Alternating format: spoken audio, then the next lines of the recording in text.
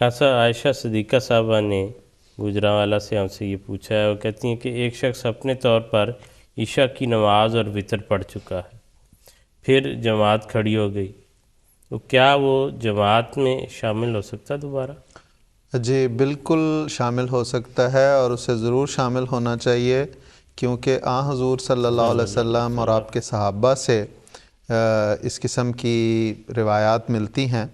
بلکہ بعض موقعوں پہ بعض ضرورت کے تحت باجماعت نماز پڑھنے والوں نے بھی پھر باجماعت پڑھی۔ مثال کے طور پہ بخاری میں آتا ہے، حضرت معاذ بن جبل رضی اللہ تعالیٰ عنہ کے متعلق آتا ہے کہ ایک یہ محبت تھی کہ حضور صلی اللہ علیہ وسلم کی ذات اقدس کے پیچھے آپ کی اقتداء میں نماز پڑھیں، تو وہ کہتے ہیں کہ میں حضور کی اقتداء میں عشاء کی نماز پڑھتا اور پھر میں اپنے قبیلے میں جا کے، وہاں پہ کوئی اور نماز پڑھانے والا نہیں تھا، وہاں اپنے قبیلے میں جا کے نماز پڑھاتا۔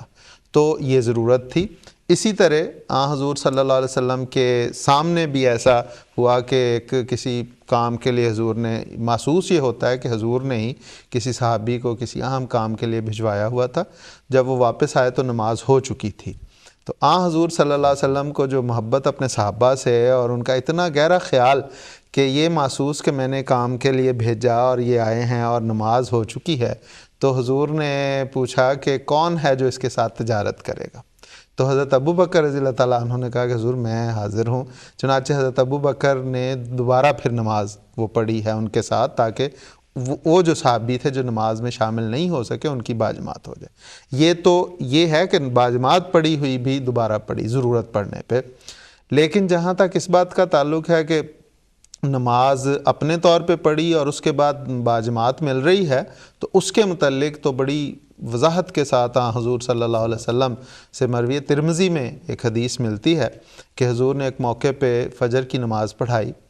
تو فجر کی نماز پڑھا کے حضور جب واپس مڑے پیچھے دیکھا تو 2 شخص پیچھے کھڑے تھے جو نماز میں شامل نہیں ہوئے تھے۔ تو حضور نے ان کو بلایا، خیر انہیں آگے لایا گیا، تو تھوڑے سے خوف زدہ بھی ہوئے کہ پتہ نہیں کیا ہو گیا ہے، لیکن حضور صلی اللہ علیہ وسلم نے ان سے پوچھا کہ تم لوگ نماز میں کیوں نہیں شامل ہوئے؟ تو انہوں نے کہا حضور ہم اپنے گھر میں نماز پڑھ رہے تھے تو اس لیے شامل ہیں۔ تو حضور نے فرمایا کہ اگر تم لوگوں نے اپنے طور پہ نماز پڑھی ہو اور تمہیں باجماعت نماز مل جائے تو باجماعت نماز میں شامل ہوا کرو، وہ جو ہے وہ نفل ہو جائے گی۔ تو یہ بڑا واضح حضور صلی اللہ علیہ وسلم کا ارشاد تھا کہ اس میں حکمت اور وجہ یہ ہے کہ باجماعت نماز جو ہے صلی اللہ علیہ وسلم نے فرمایا وہ 27 گنا تک اس کا ثواب ملتا ہے، اور اکیلے پڑھی ہوئی نماز تو اکیلی ایک ہی نماز شمار ہوگی۔